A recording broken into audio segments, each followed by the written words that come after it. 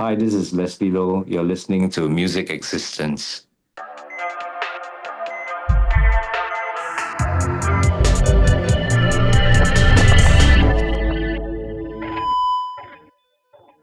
Welcome to another instance of Music Existence, where because of music, we exist. Tonight, I have with me Leslie Lowe, a singer-songwriter from Singapore, who I first became familiar with through his work with the band Humpback Oak. They released 3 albums back in the 90s, and the cool thing about this is for the first time ever, those albums are officially available on streaming services, including the demos and outtakes. And alongside Humpback Oak, he's also known for his stints in the bands The Observatory, as well as Magus, Pangu, and for his prolific solo output, starting with A Walking Purgatory and continuing with his latest solo album, his 20th in fact. It's called After, and it's released on May 11th. But with that out of the way, Leslie Lowe, thank you so much for coming on, man. I really appreciate it. Thank you very much, Jake. Thanks for having me here. Yeah. I'm happy to be here. This is awesome. And so your formative influences when it came to establishing that songwriting structure, it was based on kind of canto pop ballads. What kind of artists were you really drawn to, and how did that kind of shape your songwriting? I think when I was growing up, my mom used to listen to a lot of canto pop. Her grandmother, I think, came from Guangzhou in China, and I think the other side of her family came from Hong Kong. So there's this strong Cantonese connection that my mom kind of grew up with, and so I always listened to Cantonese music. And during my time when I was growing up in the 80s, there were a lot of pop singers that were coming on, and they were really popular. And so I guess that was kind of ingrained in me. So, of course, on the side, Danny Summer and Jackie Chung. Those guys. Yeah. Andy Lau. Yeah. I used to listen, and also my mom's time, which is Sam Hui. So Teddy Robin and the Playboys, and Sam Hui with the Lotus, and the Soundcrackers too. They were Winners as well. Yeah, Winners the Winners. Yeah. Yeah. So I grew up on that diet, and of course my dad is more English educated. Okay. So he doesn't speak Mandarin, not a word, I think. And so you grew up speaking both in the house? Yeah. So I had both that influences, like the Western UK and US music that was coming in. My dad would listen to a lot of that. Johnny Mathis and Frank Sinatra, Elvis. Yeah, and then of course you have you had the Hong Kong influence, like you said, like Sam Hui and Teddy Robin, and then 80s like Tat Ming Pear and probably beyond. Yeah, a bit of everything, I think. Yeah, that's awesome, man, and it's cool that you could take all of those in, regardless where it comes from. And with that, I mean, how did that sort of evolve into the kind of downtrodden? I mean, I remember you mentioning it's not really dark, but it's melancholy, kind of folkish kind of songwriting. Did that kind of, was that sort of initiated when you formed Twang Bar Kings? Okay, Twang Bar Kings was when I was really young, in college. Yeah. And actually, it was kind of the leader of the band was a schoolmate of mine. He was 1 year ahead of me. Yeah. And we all kind of looked up to him because he was a really good guitarist called Don Bosco. Yeah. So we kind of just I actually learned a lot from him as well, because he used to do the bulk of the songwriting back then. and I was still kind of developing my own way of writing music, and I would kind of glean a lot from his songs, his lyrics and his song structures. So I could say I would say I borrow a lot from different people and different kinds of music. Yeah. Oh, okay. So in some way he sort of steered you in that direction, right? He was actually more of a, I would say, Lou Reed. I think he was a big Oh, Lou Reed, like kind of Velvet underground, Underground so fan. very underground, Yeah, avant-garde. Wow. yeah. You have So like a he, little bit of those moments, but I noticed. yeah. I'll stick around into you more, take you all around. I'll stick around.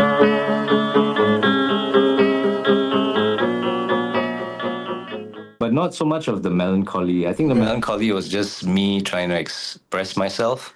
Yeah. So sometimes I would write these melancholy songs and I would show it to them, and he would always say, "Oh, it's too sad."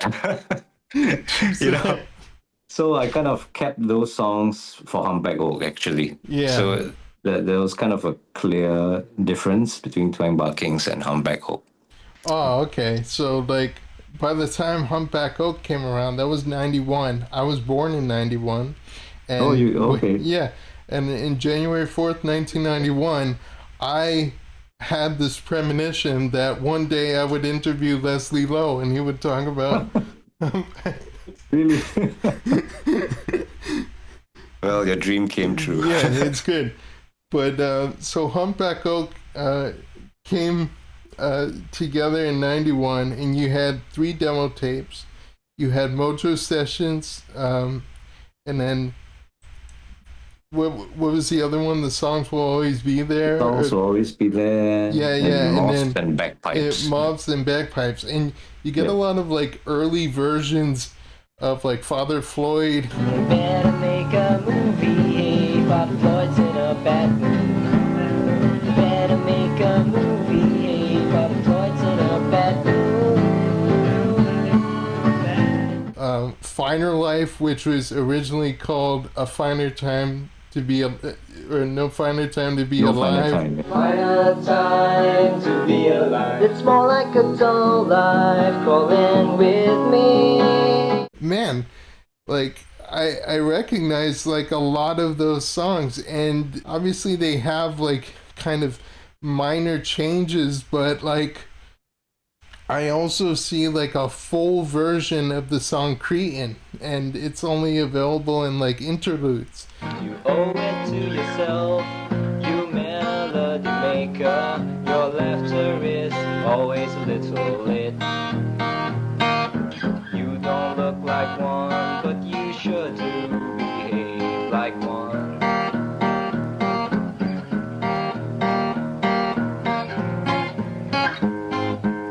So like, did you kind of decide on like the bulk of those demos to be the material for Painstained Morning, or was that more or less like coincidental?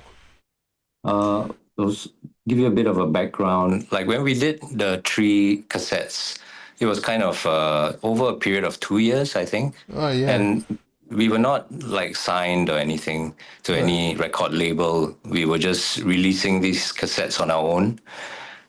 Back in that time, like independent bands, unsigned bands rather, you could just make cassette albums and sell them at like record shops and bookshops around town. So it was kind of like a thing. A lot of people were doing that. It became kind of an outlet for a lot of people around my age. So it was during that period of time that Yeah, at that time you were like 19, 20, you know. yeah, around there. Maybe a bit earlier, sorry, maybe Yeah. about 18, 19, I think. Yeah. 18, 19.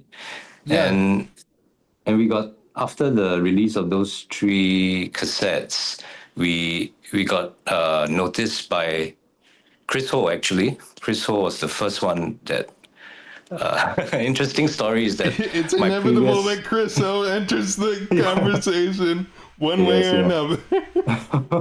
Chris O's The the interesting champion of all the musicians in Singapore. Yeah, I mean, he was a champion of a lot of people's music, and a lot of people of at least my generation kind of looked up to him. And he somehow got a copy of one of the cassettes, and I think he heard "Final Life" and a few other songs, and from that he kind of connected us, or rather, he contacted me, and we met up, Did he and he play said. you guys on one of his shows? Not maybe he did actually when he was a Radio Fusion DJ, Mm-hmm. which was like a private radio Yeah, station in state owned. Singapore. Yeah. Yeah, not state owned, but this was I think private owned. Oh, private owned. It's called Radio Fusion. Yeah. And anyway, he might have played some of our cassettes on his radio show, and through that and his connection to Jimmy Wee. Yeah, Jimmy He- Wee. He's the one So who he- actually gave a shit about Singapore Yeah, music I mean, at a time he's the when guru. nobody would. Jimmy Wee. Without Jimmy Wee, there would be no Humpback Oak first album. So yeah, it's really through that previous generation, Jimmy Wee, Chris Ho, they kind of gave us a shot in that sense. So when it came to the recording of Pain Stained Morning, the producers and with Chris, I think, kind of spotlighted a few songs from the three cassette albums, and that's why you see some of them being re-recorded on the first proper, Humpback Oak release. And Yeah, yeah, the thing that I noticed, I mean, my first hunk of Singaporean music was by way of compilation. I saw a compilation on eBay because there were only like several songs on YouTube, not full albums. So I was like, what is there Singaporean related that I can get my hands on? And I came across this compilation called Red Hot and Skin. And that's where I heard Finer Life and also Fear. And yes, they have like alternate mixes. I noticed that when it gets to the choruses on Pain Stained Morning, the drums are a lot more pronounced, a lot more dynamic. So Yeah. it's pretty cool.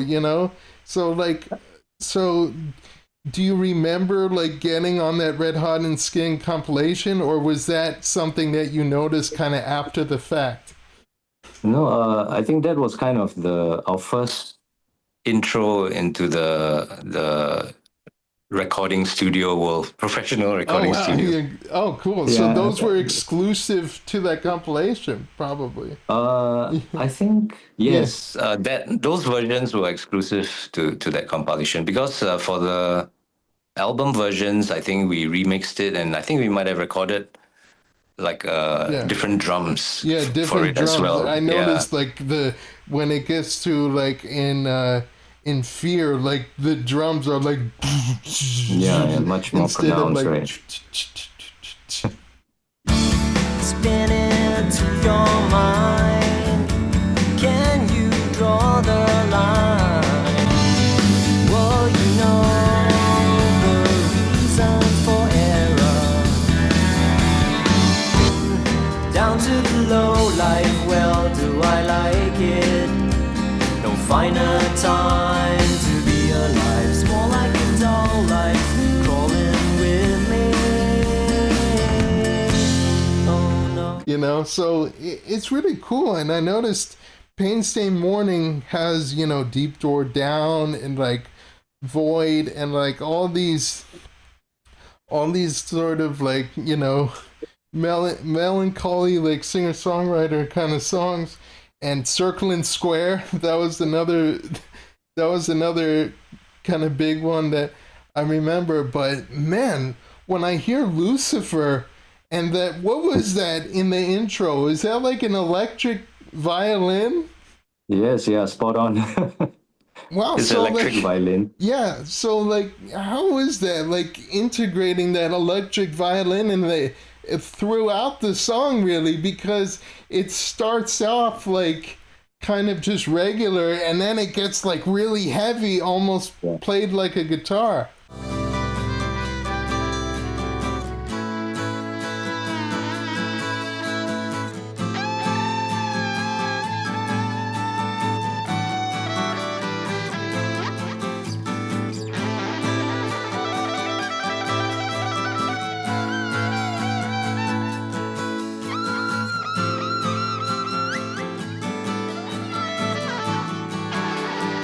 An interesting story about that is the electric violin was actually played by Edwill Jensen from Heritage. Wow. The previous, Yeah, they were our kind the of Heritage is on Class X, right? yes, yeah, that band Heritage. Yeah, Yeah. they were heroes of ours as well. We looked up to them a lot, and eventually we got to know them as well. Very nice people. God bless their souls. Edward has passed away, and Oh. Ashley as well.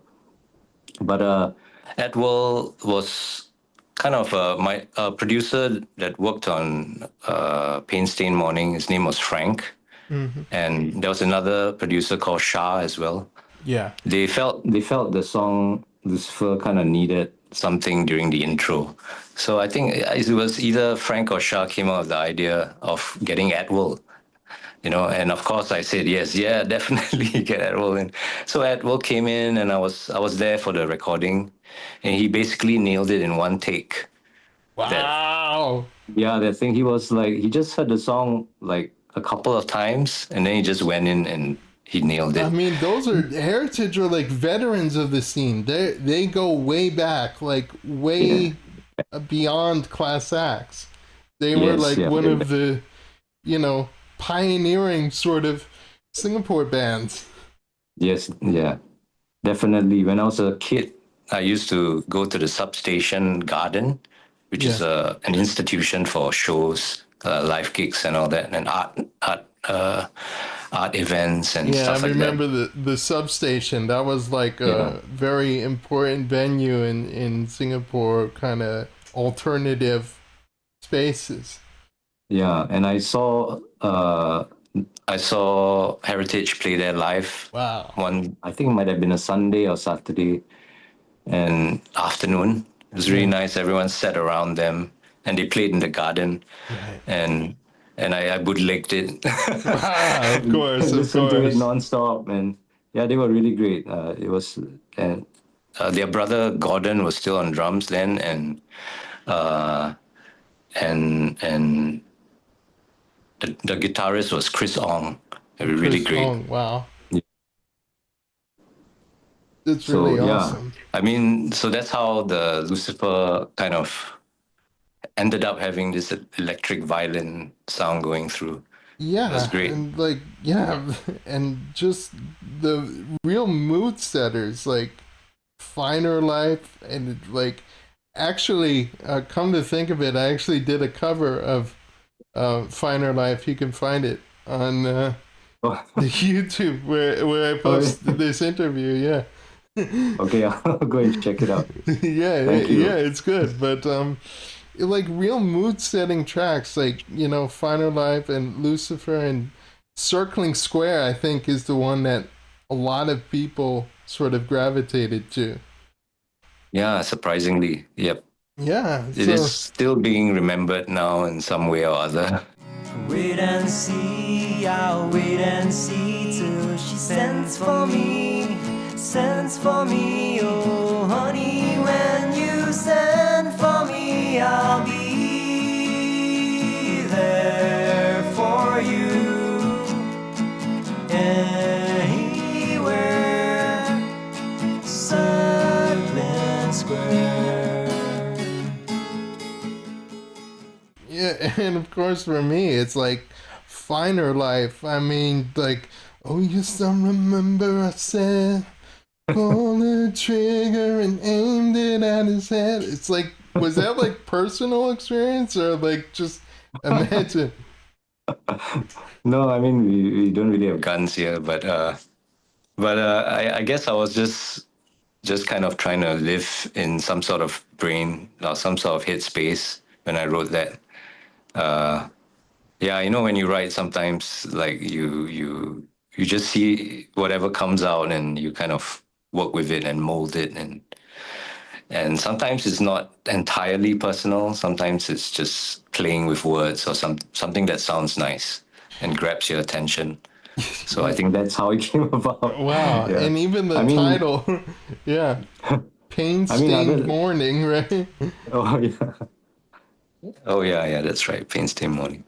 That's kind of yeah. Sounds quite brutal. Is it all like kind of interconnected? Yeah, like I noticed. Yeah, it's uh even though it's like a contrast to how your country, how your surroundings operate, it just goes to show that in your mind you have like such brooding thoughts, and especially during that time, you're like an angsty kind of youngster adult at the time. You really want to put your thoughts out, but it's so cool. So when it came to Cretan, it's interesting how you use that as like kind of just separating it for like interludes rather than playing the full song.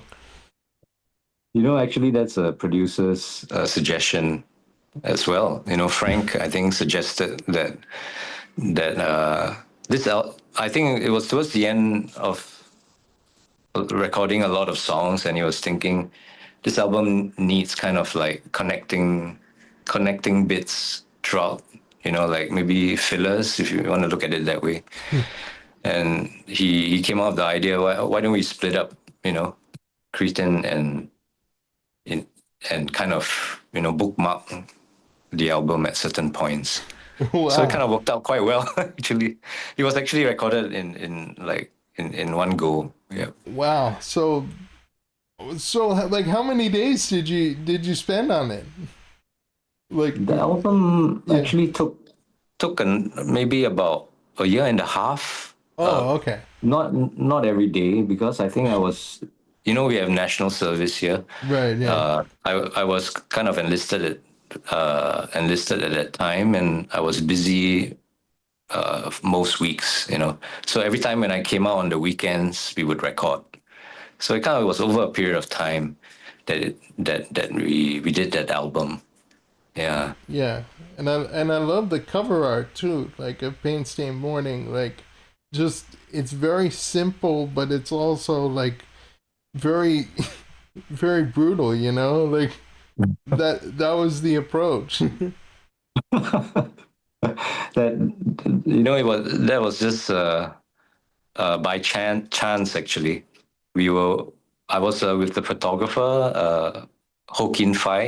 He's like a kind of a, everyone knows that he was like one of the first photographers around, that really kind of made a name for himself shooting the underground scene, all the Oh, indie wow. bands and all that. So he was working on our album sleeve.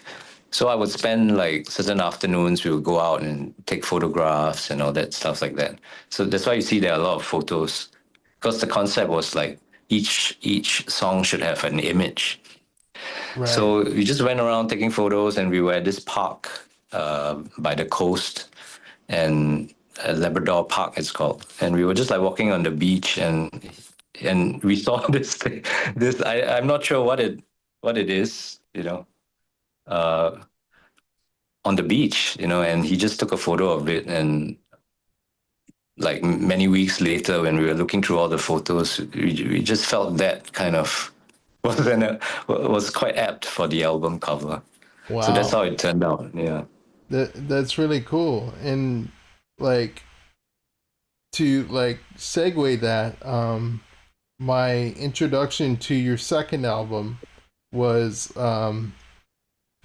also through compilation means, because before that, I heard some songs through YouTube. I was like maybe 23 at the time was when I discovered Singaporean music. You know, your band Mm-hmm. and then the Padres and Oddfellows, whatever.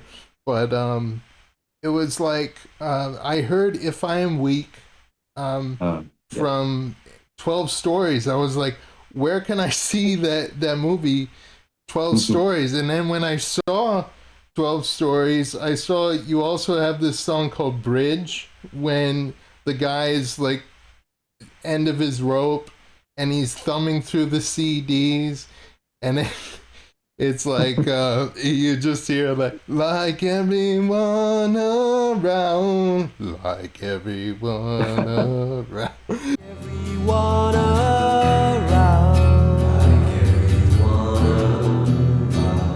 like everyone around,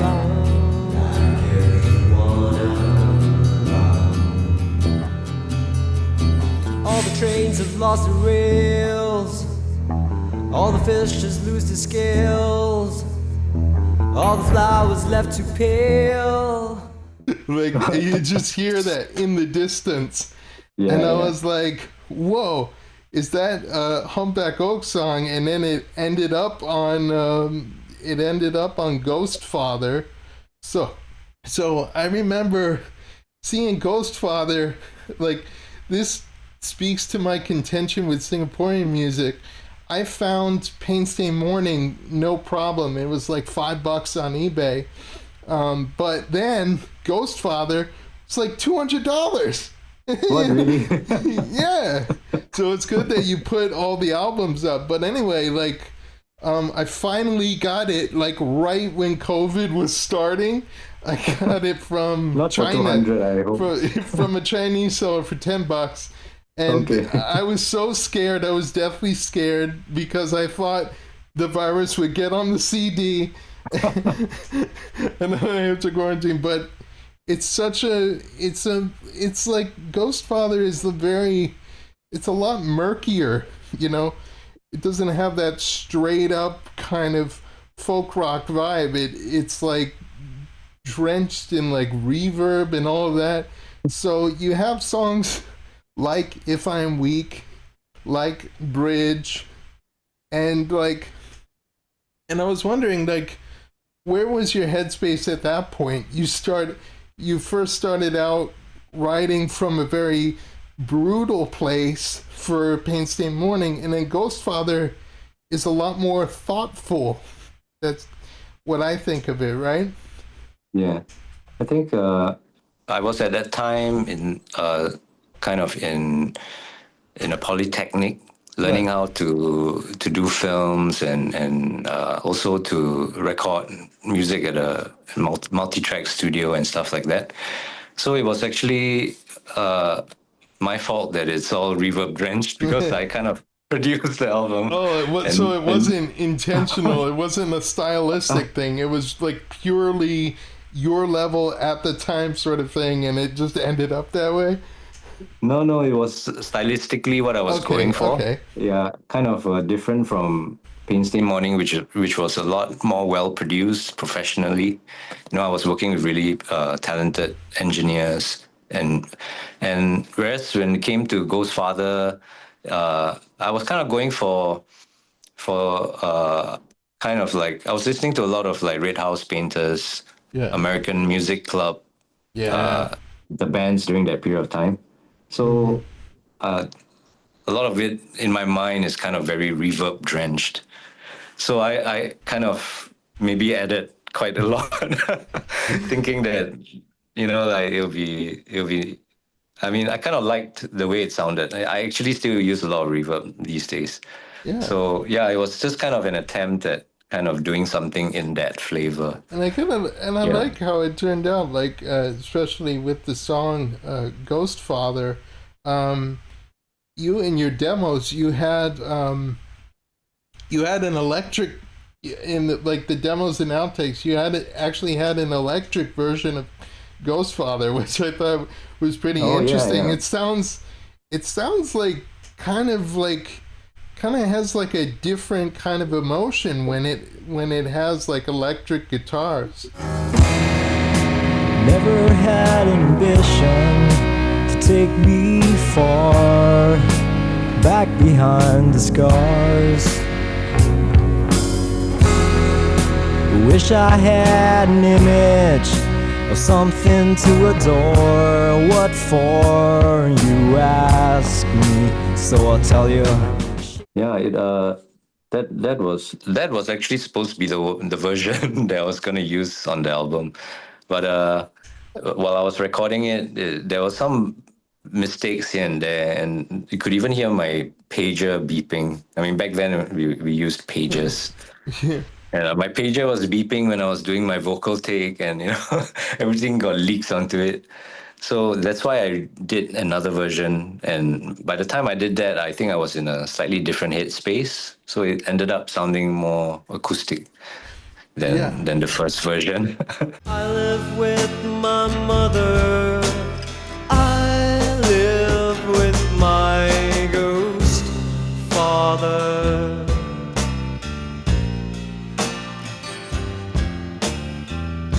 Yeah, so you were influenced by that time with Red House Painters, and like comparatively for the first album, is it wrong to say that first album Humpback Oak was very kind of REM sort of influence? Yeah. It was influenced by REM.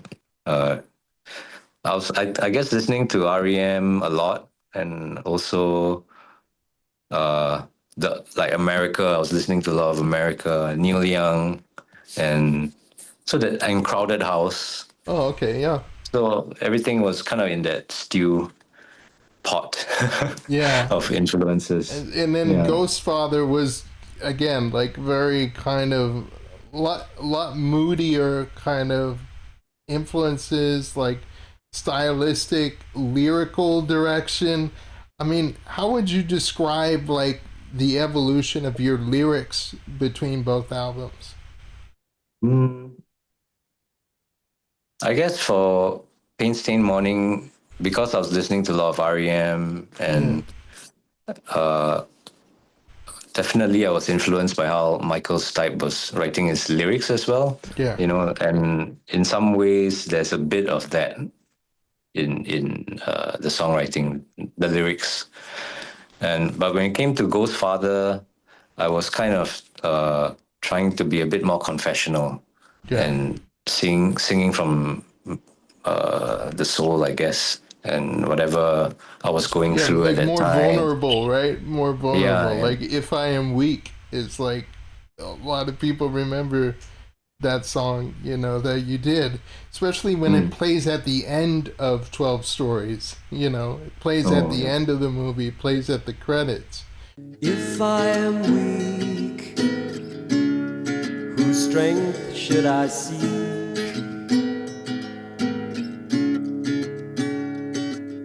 When I hold love, my hands would leak, just like water. When the guy who's dead like hugs the chubby woman, that made me tear up. And especially when the song plays at the end, I'm like, more people should see this movie. It's weird because it's marketed as like a comedy, but like I thought it was just real. I thought it was just people like living their like authentically messy kind of lives. Yeah, it was quite unique, I guess, that film. Yeah, I didn't know it was it was a comedy. Maybe it's because Agu was in there and he had the fangs and like. Because of that. Yeah. All right. He was a famous. He still is quite a famous comedian and a director right now. He does a lot of movies. Yeah. So yeah, maybe that's why the connection. Yeah. But it's actually quite a serious film, and also kind of portrays Singapore in a way. Like you a very get to see gloomy, different facets. You were just entering like advanced economy status. At first, it was like a third world, but you were making that transition into like this booming sort of powerhouse. But with that came all this confusion. Like, what are we now? So Yeah, like yeah. it was a lot of that happening, a lot of changes not only happening for you, but happening in Singapore itself. Yeah. Yes, we were all kind of coping. Yeah, Definitely. Yeah. it was a major cope album, cope collection of albums. But side A, side B, that's when you Mm. get a lot more experimental things like Judas and I. I'm like, Oh. whoa. So Yeah, yeah. how was your mind and side A, side B by that time? By that time, side A is quite different to the two sides. Side A was kind of Yeah, very studio experimental kind of thing. yeah, Like I would record the song and I would maybe mix it in a creative way yeah, or something like that. Yeah. yeah. So I think Judas and I kind of embodies that spirit for side A because I was like layering like 3 vocal takes. Yeah. Actually, I was kind of trying to decide which vocal take to use, and I had all 3 on by mistake. And when I heard it, and I thought, hey, it was quite interesting. I started panning them, and then it just kind of worked. So I just left it.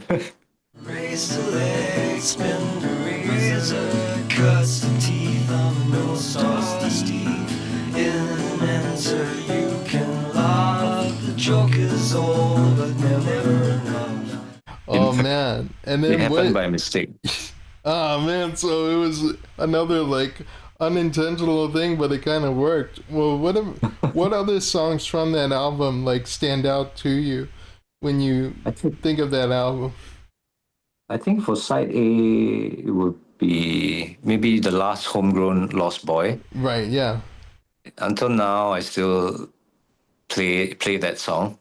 So I guess it kind of sometimes when you write songs, like over time, you kind of just don't want to sing them anymore. Oh But man. some still remain like singable in like over time. So Yeah. that's one of the songs that comes to mind right now. I will sit in my chair and wait, but there's nothing stirring at my feet. I will sleep like a child, tired and weak. Still I'm waiting, still there's nothing coming to me. And the Really- interesting thing Yeah. about that album is for side B, it's kind of all more band-based stuff. Right.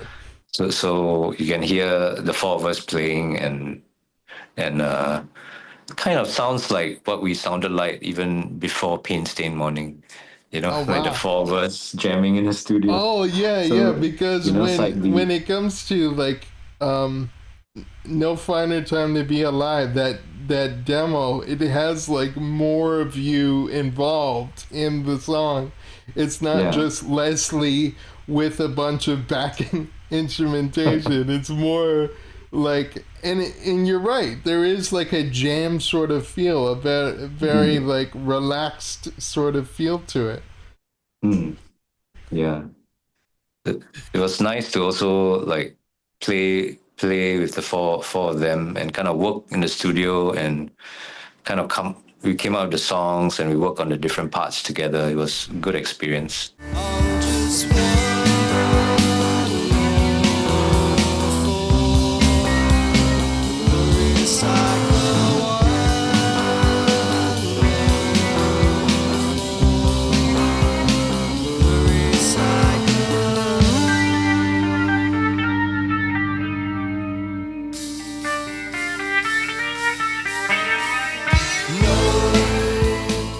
As you know that Yeah. like for Pain Stain Morning and Ghost Father, you probably might find this on the net as well.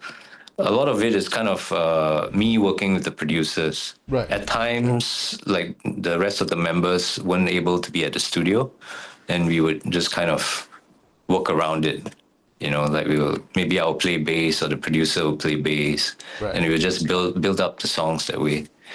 So it's kind of a different experience Right. of making the albums. Yeah. And Yeah. so branching off of that, when you began your solo stuff, you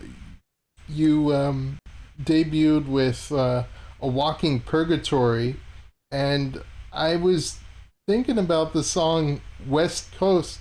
It's a lot more observational, and it's like I live at the foot of Teresa Hill on the top of my grandmother's home.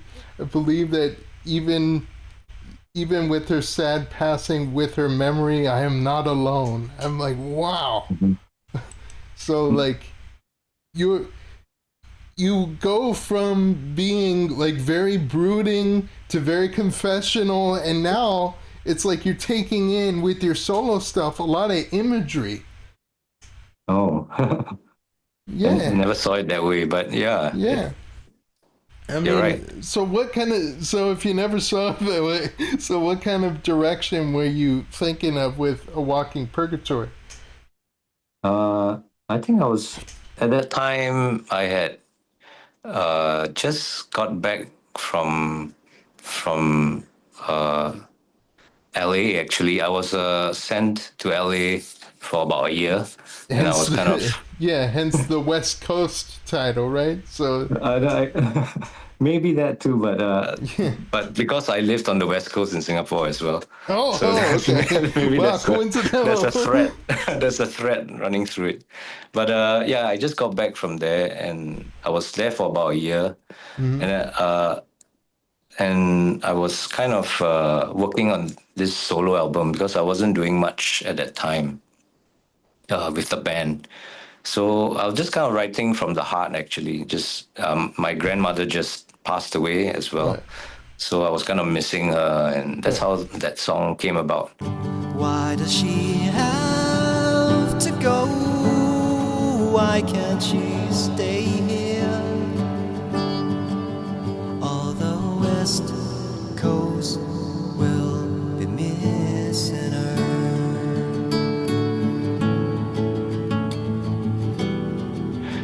Yeah, just like that. And And yeah, that's another song that, for some reason or other, people still want to hear when I play live. So I have been playing that. It's one that's of those really songs that cool. stick. Yeah. Yep.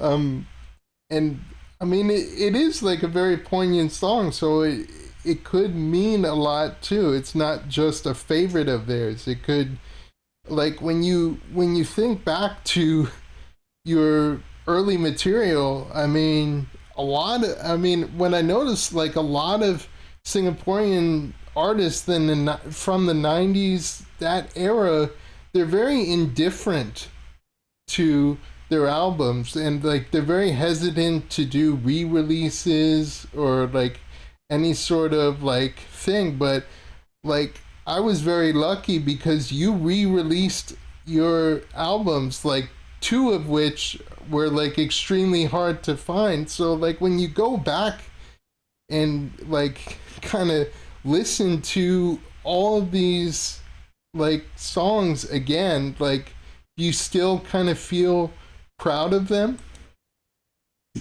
Yeah, I guess I do feel proud of them. Uh, of course, there'll be, when I hear them, sometimes I often hear the mistakes rather than. So sometimes I do feel a bit embarrassed when I hear some of the older stuff that I've done. But in Yeah. general, the whole experience of working on all these like different projects that I've been on, yeah, I do feel proud that I've kind of learned something new from each of them, Mm-hmm. and yeah, and slowly I develop and find like a new way of doing things. So it's all kind of when I look back. Recently, I had to do a show where I had to play songs from all my solo albums. So I did do some thinking Was it at that kind of point when I was. daunting, or like did Yeah, it it come was. naturally to you? It was quite daunting because some of the songs I had to relearn, and but I had to relearn some of these old songs, and I also had to decide which songs kind of were important for me for each album. Which And had like a special resonance to you, right?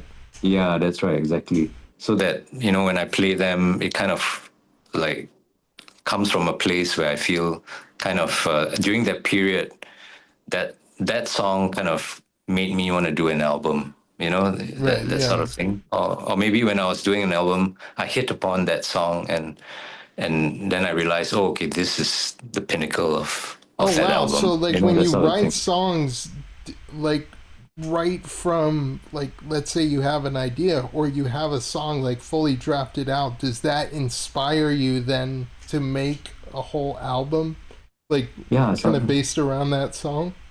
yeah, sometimes that's what happens. And other times it's like you're just writing songs and songs, and then suddenly you hit upon a song that kind of maybe kind of brings all the previous songs Yeah, it into ties focus, everything together. Wow! Yeah, Like and yeah, so it happens in all sorts of different ways, I think.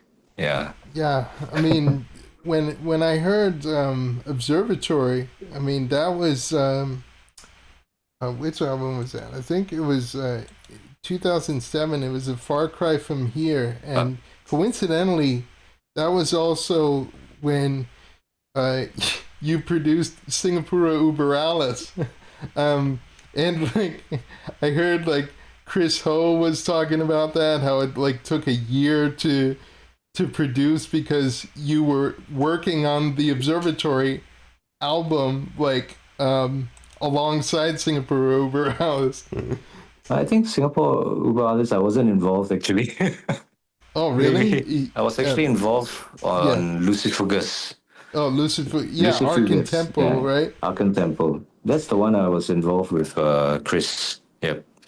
And Yeah. that took quite a long time to do That's because I was so like, busy. yeah. Oh, so Lucifugus. Oh, wow. So that's with like Sodom Me and all Yeah. that very abrasive kind of thing. Sodomy. Satan gets me used to it. Sodomy.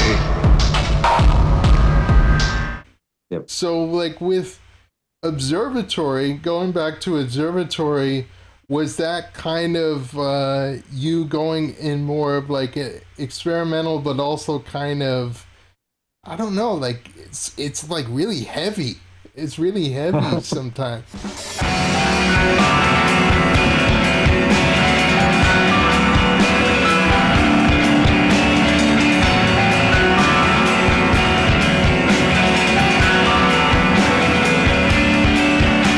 Actually, I mean, Observatory is in a way quite an experimental band, in the sense that we are all kind of changing with each album, Right. and that kind of experimental. So, like the first album was very singer-songwriter, maybe almost a European kind of melancholy kind of Yeah. album, and then we started developing the second album into slightly more progressive rock. And I think for Far Cry from Here, it was very progressive rock influenced. Yeah. And then I think the fourth and the fifth, we started dabbling with like black metal influences and folk influences. And also, yeah, I just started becoming, we kept changing as we went with each album, getting Wow. heavier and heavier as we went.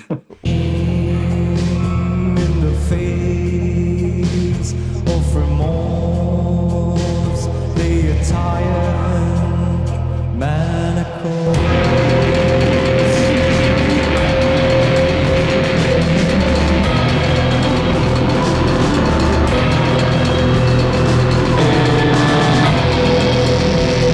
Speaking of heaviness, when it comes to Magus, that was Sun Worshipper. You were spending time in Los Angeles again, and you teamed up with Mark Dolmont. And so, like, when it came to Magus, that was like slower, kind of heavier, but also like still with that very melodic kind of stuff from your solo material.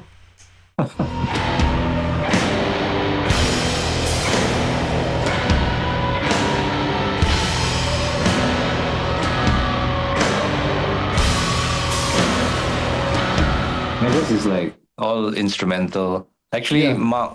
Mark is actually from Canada, Right. and he was working in Singapore Oh wow. in the same company that I was working in at that time. It was a studio called Yellow Box, Oh and okay. that's how I got to know him, and then we became close friends, and we started making music together, and it was just basically exploring. I think he was really into like Tame Impala, Yeah. and I think he grew up on hardcore music, Yeah. and I, from my end of it, my contribution was more from, I guess I was listening to a lot of doom and stoner metal Doom. music. Yeah. So we were kind of Yeah. fusing the two. It's interesting. It's a fusion of the two. The doom metal plus the more kind of melodic, kind of Tame Impala experimental, but also like it reminds me of like slowcore almost, like bands Oh, like Low and Codeine, like oh yeah, yeah. yeah, those also kind of fit into there. Like I was wondering, like, did you know about I've heard a bit of it. Yeah, codeine and like the White maybe Birch album? Like no, I don't think I've heard that one. But yeah, so it might have sounded a bit like that. It's kind of like very yeah, slow, very dreamy, but also like super heavy kind of music. It's like kind of yeah. like the indie alternative version of doom metal. Maybe. Actually, what I remember of Magus is that there were actually a lot of up tempo songs as Right. well. It was very frenetic and also, yeah, I forgot to mention I was very influenced by King Crimson as well. Yeah. So like Robert Fripp and his riffs have always amazed me. So I think the melodies that you hear in Magus probably came from that. Yeah, Yeah. me trying And to explore all these riffs wow. in some weird way. Wow. That's awesome. It goes to show like you were just letting your influences fly. And with Pangu, I mean, that was like a similar thing. Like when you were with what was his name, Lhasa, Lassie yeah, Morhog. Yeah, yep, completely improvised from what I read. yes, yep. So during that time, I was doing a lot of improvised music together with the observatory. Actually, we were kind of getting into that scene, Norwegian scene. We Some of the observatory albums, like from, let me see, from Far Cry, Dark Folk. No, I think it was Blank Walls, Far Cry, Dark Folk, Catacombs, and August. Right. We kind of did it with this producer called Jürgen Tra, and Yeah. he's from Bergen, and he produces a lot of bands there. So Wow. we've had opportunities to go over there, and when we were over there, obviously we were influenced by all the music there. So there was a lot of improvised noise, Right. experimental shows that we went to. So I guess we were kind of doing our version of it. Mm-hmm. And when it came to Pangu, I mean, I met Lhasa during this period of time as well, and we started working together. And Pangu, that album, I think we recorded at his studio in Oslo when we were there. When I was Wow. there, actually, I went on my own. Yeah.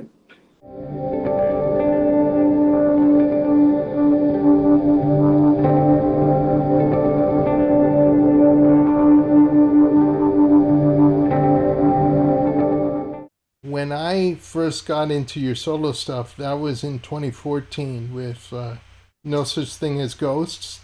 Mm, And like around that time, I saw you doing live performances. You were doing a lot more down tuned, sort of guitar kind of stuff. And I remember seeing a performance you did from like your 2004 solo album, Humans Don't Get It, but like in the style of like something that would be on No Such Thing as Ghosts. Someone take me by the hand.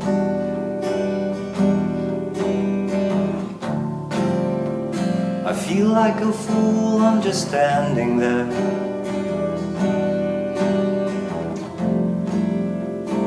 Who can understand the way it's done? Must be stupid to not get it.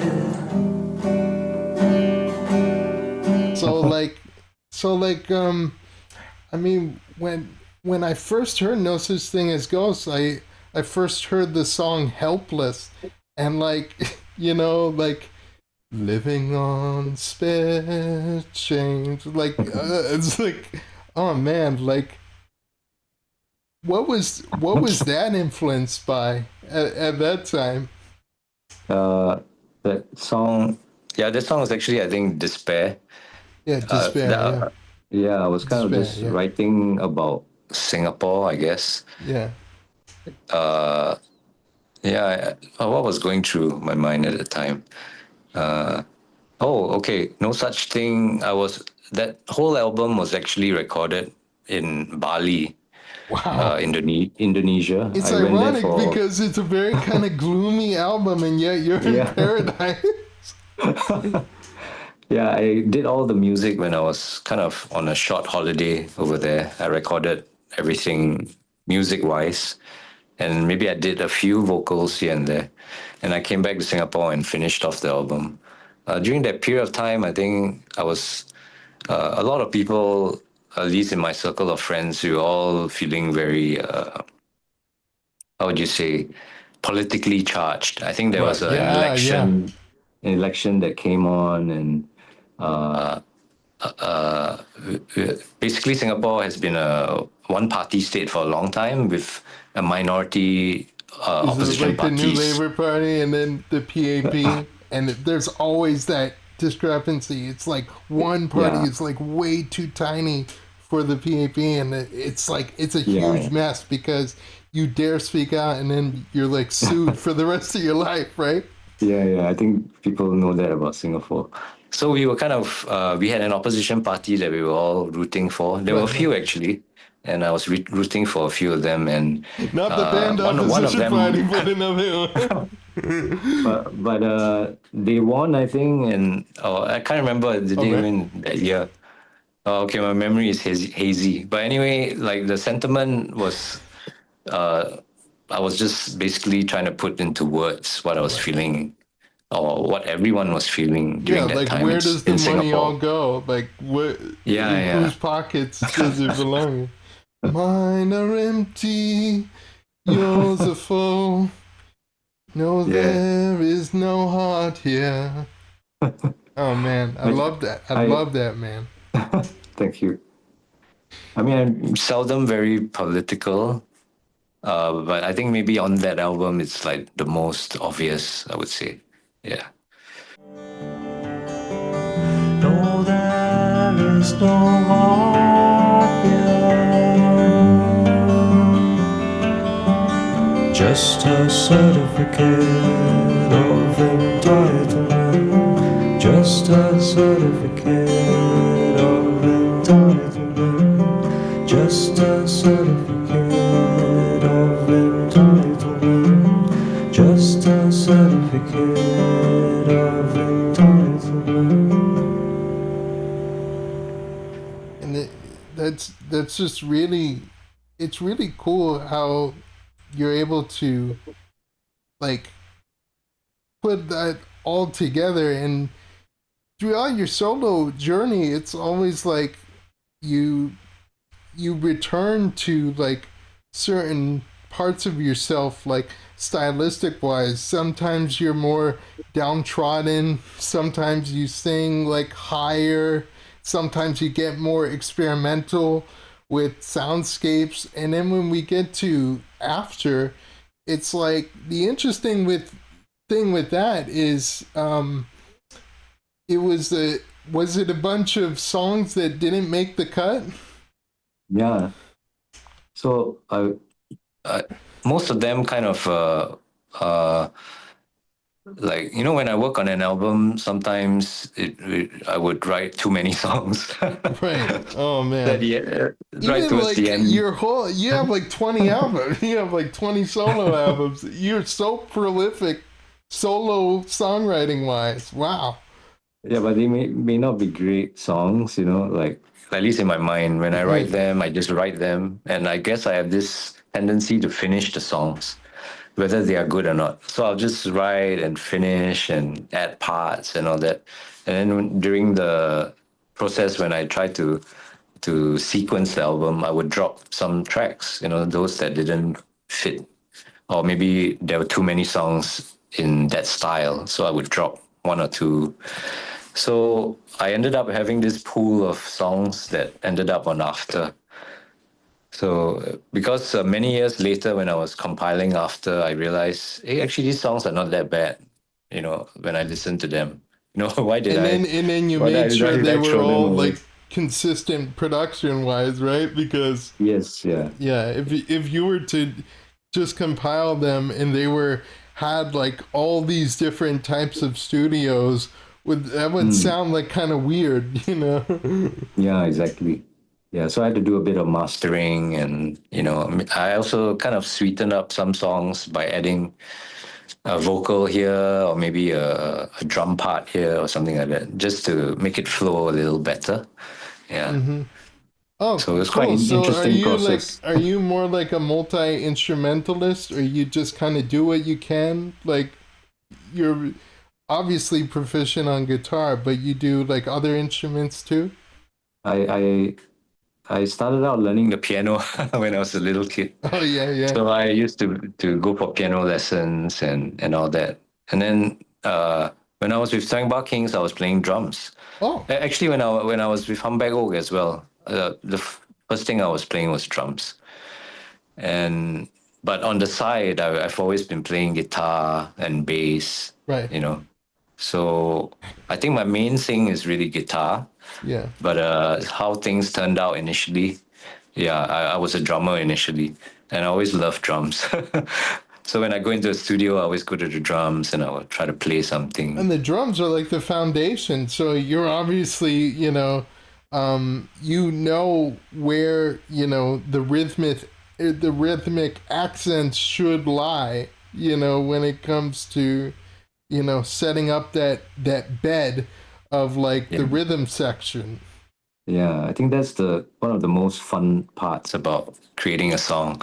It's like hearing this rhythm, you know, like that the some sort of beat and groove of the bass and the Yeah, it's drums. kind of like how I Yeah, do that's that fun. sort of foundation, because, Mm-hmm. you learn, I mean, I can't really play drums, but I know there's like different kits that you can get, you can download and experiment Yeah, with, and you just find like a sort of synchronicity, even though you're doing like all these layers, and it all like comes together somehow. And similarly, like when it comes to After, like even though it was a bunch of songs that, how you said, that didn't make the cut, there is some synchronicity there, and I think it follows a theme of like entering unfamiliar territory, but like using what little you have that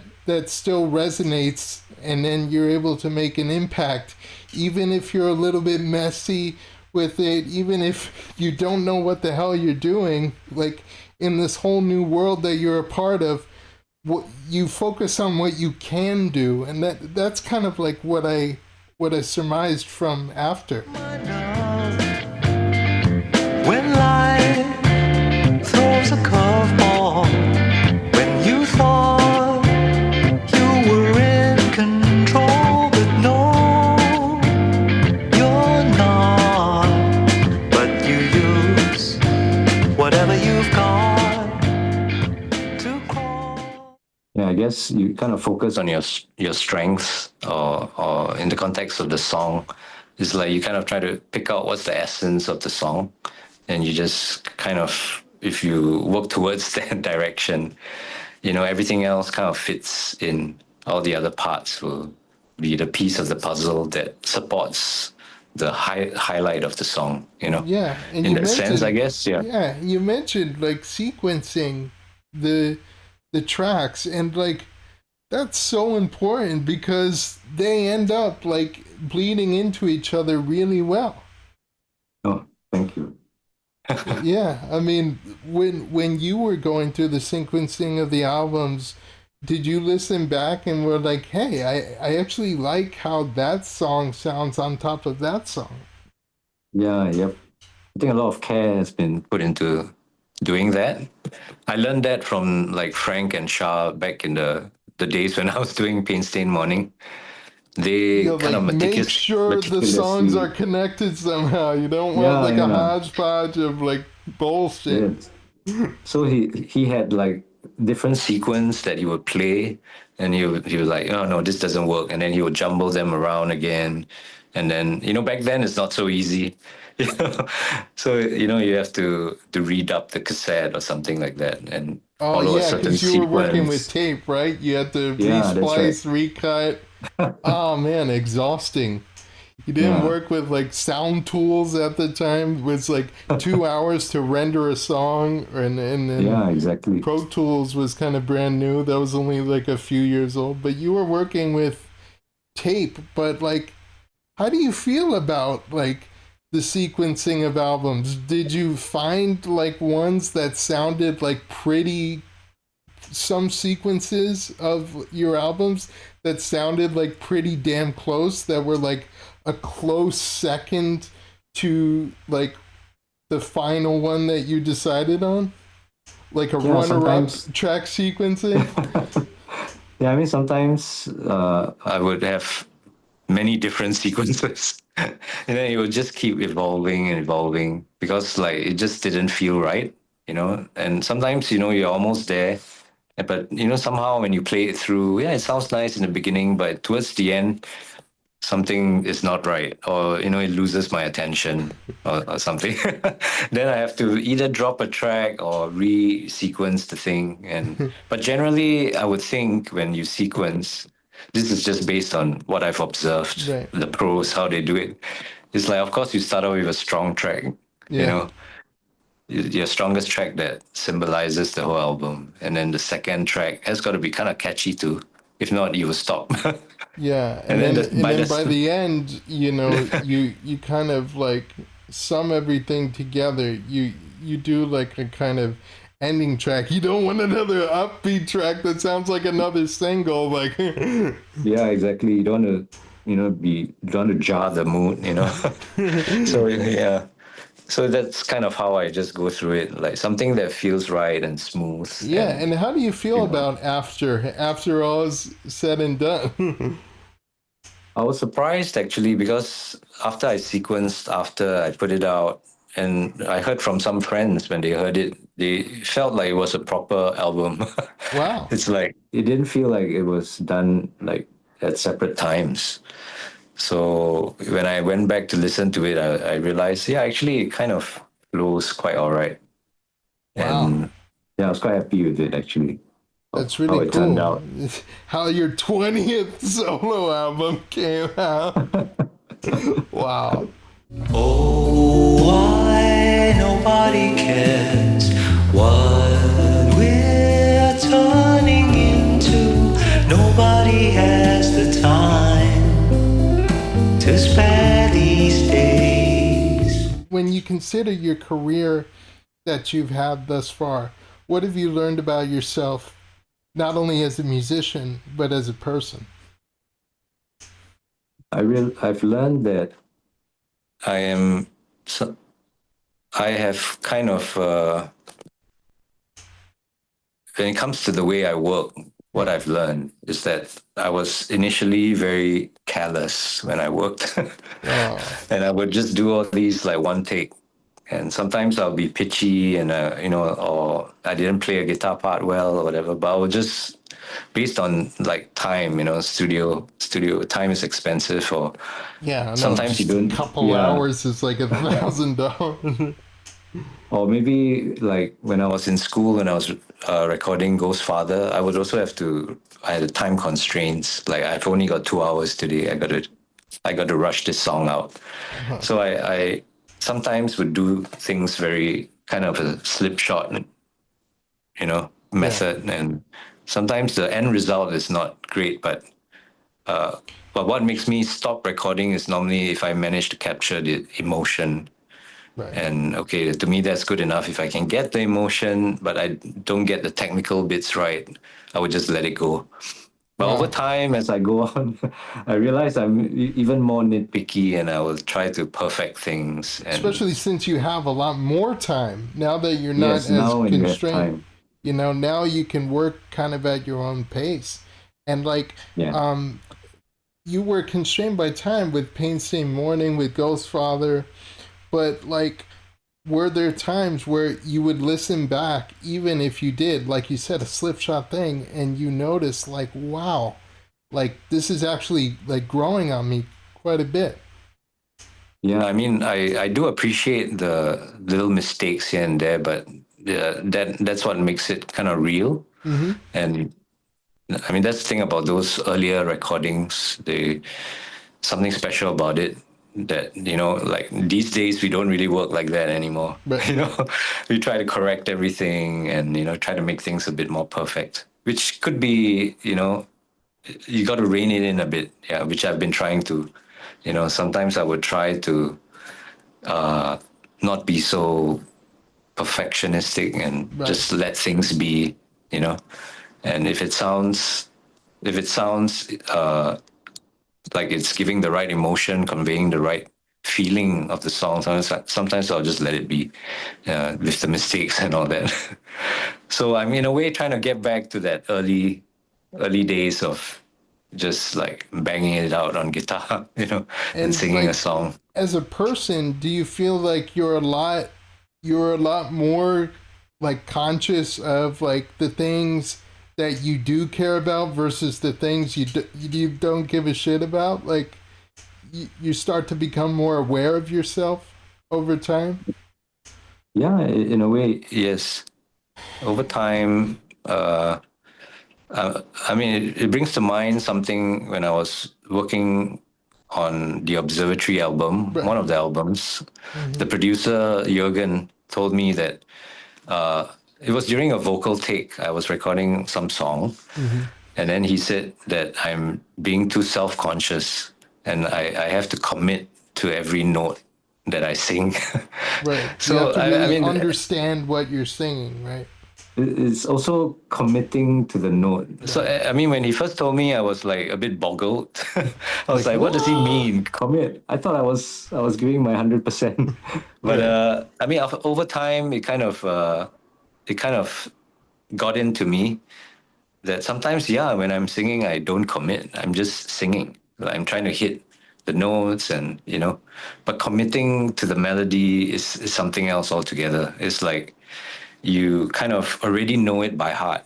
You don't really need to hit any points. So You you're just need to now, as feel a it. person, you're more kind of aware of just letting things flow, letting things take Yeah, shape, and not like, and even in life too, you just kind of exactly. Yeah. move with time, even if things like, I'm learning too, at the age of 34, like, I used to get so pissed off when I didn't get my way. When I would hit a roadblock, I would be like, beat myself up all the time.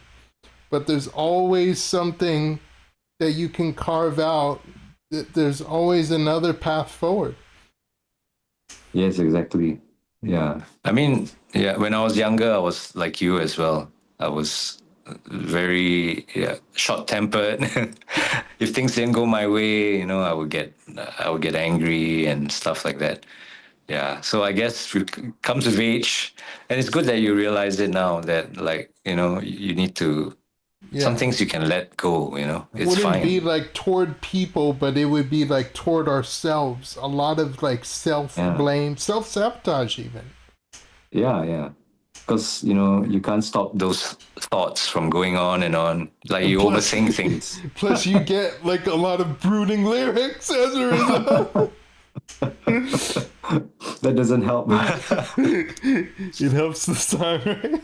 It helps the songwriting, but it's good that we both sort of take that in stride and we grow. And last question: anything you'd like to say to your fans?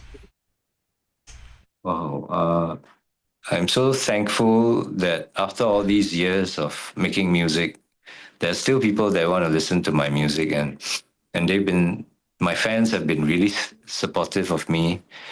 I'm not, of course, I'm talking, I don't have like a lot of fans. I'm still kind of like a niche kind of music artist, but some of them have really followed me from the very beginning. Yeah. And every time I release an album, they would support me. And I would like to thank them for doing that. And it means a lot for someone that's doing this on like a really small scale. It means a lot that someone is still listening. So, grateful for them. Yeah, and fans like me who followed you for years, and you probably had no idea I'm that lone white kid who gives a shit about Singapore music, probably more than most of the country, if I'm honest. But I'm so grateful to meet you. This conversation between us was very enlightening, and like I thank you so much from the bottom of my heart. Like you really are, like, I don't know, maybe a hero of mine in some way. Wow.